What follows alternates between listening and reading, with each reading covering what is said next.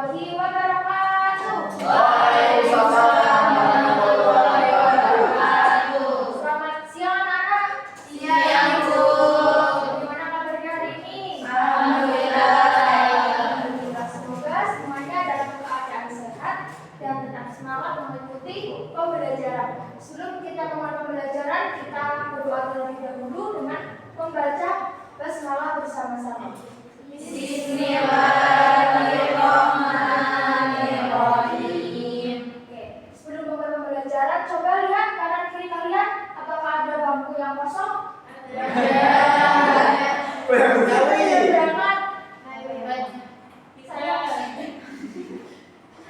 Ya, semoga yang sakit itu diberikan kesembuhan dan Allah diberikan hidayah agar semangat untuk belajar kembali ya. Pada hari ini kita akan belajar tentang sholat dalam kondisi tertentu. Nah, coba perhatikan gambar keempat ini. Yang pertama ini ada gambar apa? Tentara. Nah, kira-kira seorang tentara ini wajib nggak untuk melaksanakan sholat? Wajib kalau Kristen. Walaupun ketika dalam apa ya? Kerja. Terus yang kedua ada gambar Sakit. orang sakit. Nah, orang sakit ini wajib nggak kira-kira untuk melaksanakan sholat? Nah, benar. Itu Kristen apa Islam? Tergantung. Dan misalnya kalau tempat itu tuh Islam semua, tuh. Terus yang ketiga ada gambar Kurir. musafir, berarti di, Musafir. apa di perjalanan. Wajib nggak untuk melaksanakan sholat? Wajib. Nah, yang terakhir ada gambar Semuanya Allah. bencana. Nah, jadi orang yang apa terkena bencana juga diwajibkan untuk melaksanakan sholat, tapi sesuaikan dengan kemampuan masing-masing. Nah, tujuan pembelajaran kita hari ini adalah yang pertama menjelaskan pengertian sholat khauf dengan benar. Yang kedua menjelaskan pengertian sholat bagi orang yang sakit, sholat dalam perjalanan, dan sholat di tengah bencana dengan tepat. Yang ketiga mempraktikkan sholat khauf, sholat bagi orang yang sakit, sholat dalam perjalanan, dan sholat di tengah bencana. Nanti kita akan praktik sholat khauf juga. Yang pertama ada sholat khauf. Siapa yang di sini tahu apa itu sholat khauf? Sholatnya tentara. Contohnya tentara ya. Coba dibacakan Mas. Yuk, Mas yuk. Sholat khauf adalah sholat yang dikerjakan dalam keadaan takut, seperti saat menghadapi musuh, peperangan, atau kondisi yang mengancam keselamatan, dengan tata cara khusus yang memberikan kemudahan bagi umat Islam untuk bisa melaksanakan sholat. Nah, terima kasih Mas. Kita lakukan setelah ya.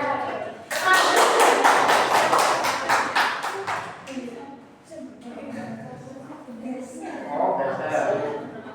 Nah, jadi sholat khauf ini adalah sholat yang dilakukan ketika dalam keadaan bencana. Nah, sholat khauf ini dilakukan ada dua tata cara.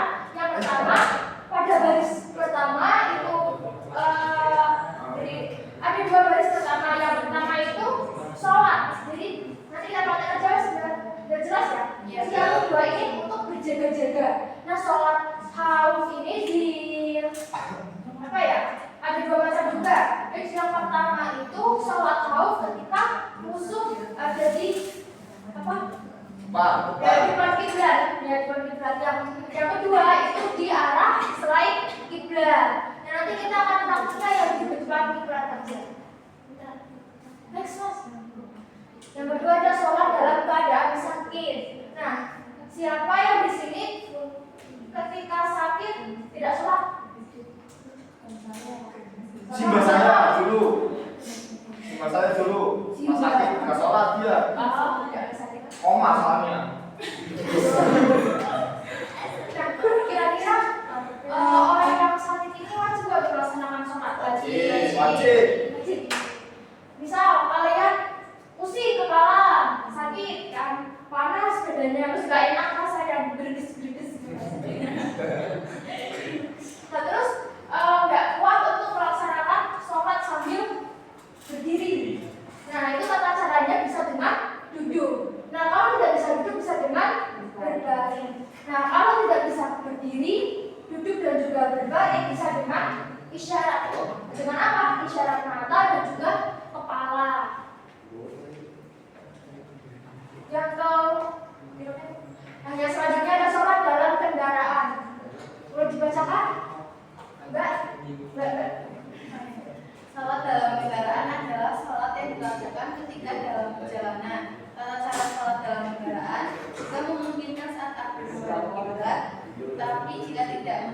maka sesuaikan arah kendaraan yang melaju.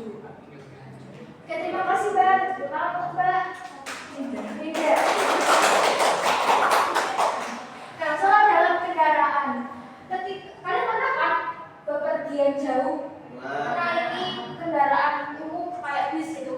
Jadi kan tidak boleh berhenti sepena itu. Seserahnya kita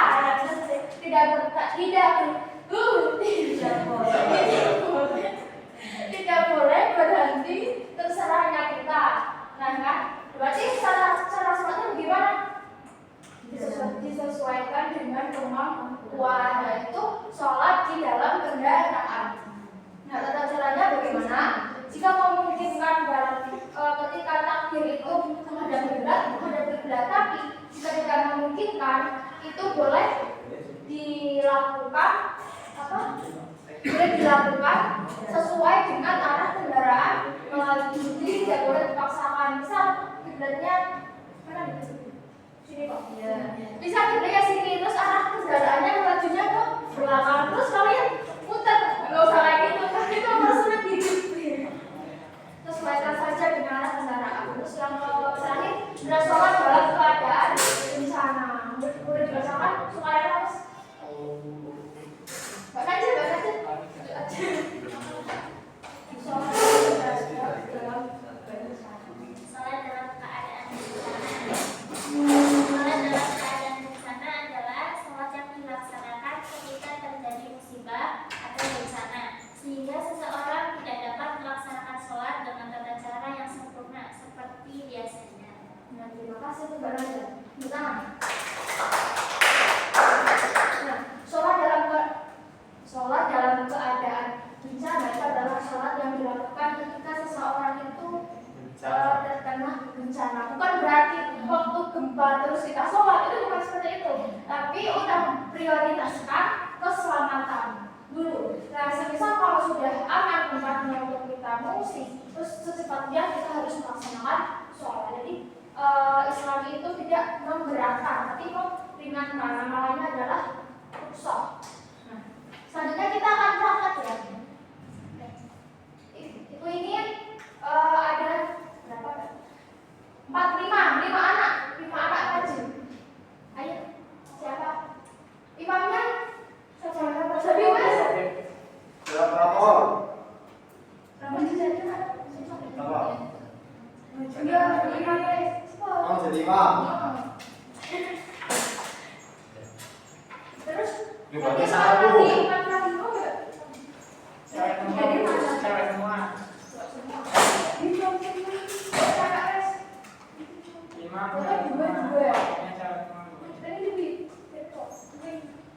Berada di sana tuh. Nggak ada bengan apa sih? Mono. Ya wes, mono. Nah, momen nomor 1 kok. Berapa? Harusnya dua, nanti kan soal itu bergantian itu loh. Gak ada harus deh. Gimana, Bu? Di Bandung. Soalnya itu seperti biasa terus, Mbak Suti. Tadi imamnya boleh.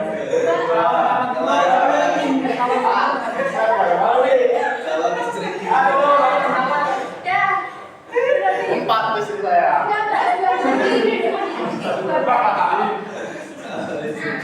Masuk anaknya ya. Jadi sama kayak sholat. Jadi ada dua rakaat. Nah, yang pertama takbir mas, takbir. Oh, benar. Nah, terus ikutin. Yang kedua jangan takbir karena ini berjaga-jaga. Tetap berjaga-jaga. Terus ruku. Ya, ini ruku. Jangan jaga-jaga ini ya. Jaga-jaga. Kalau ada musuh terus sami Allah. Kenapa? Terus kalau ada yang naik depan gimana, Bu? Jangan ini berjaga-jaga. Ini kan kalau misal musuhnya itu berada di kiblat di sini, musuhnya di sini. Lah terus berarti kan ini Mati dong saya. Nah, ada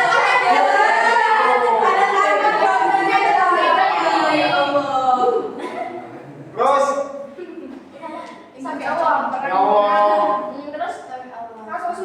Jujur.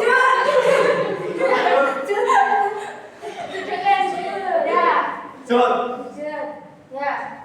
Terus terus langsung aja berdiri.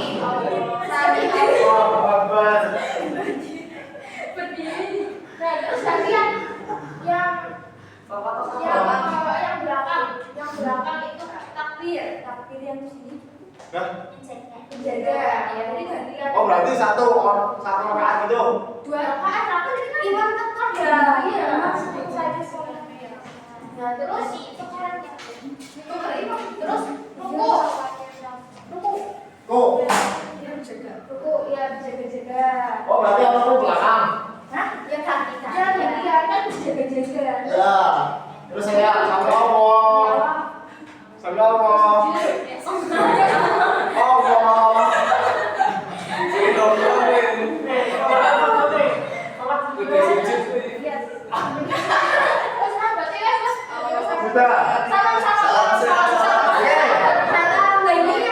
Assalamualaikum warahmatullahi wabarakatuh.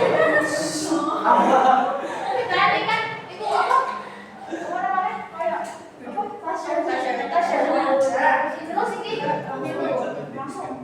wabarakatuh.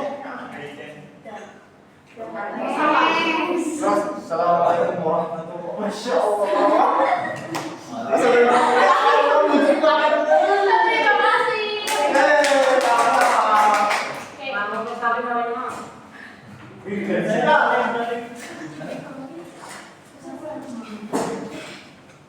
Nah, kesimpulan pada pembelajaran hari ini, ayo baca bareng-bareng. Salat dalam kondisi tertentu adalah keringanan yang diberikan Allah Subhanahu wa taala kepada umat Islam untuk tetap melaksanakan salat meskipun sedang sakit, dalam perjalanan, keadaan takut atau khauf, bencana atau kendaraan. Keringanan ini menunjukkan bahwa Islam adalah agama yang mudah dan tidak memberatkan, sehingga kewajiban salat tetap dapat dilaksanakan sesuai kemampuan masing-masing. Mungkin itu cukup ya untuk pembelajaran hari ini. Besok kita akan membahas tentang haji. Ya. Haji.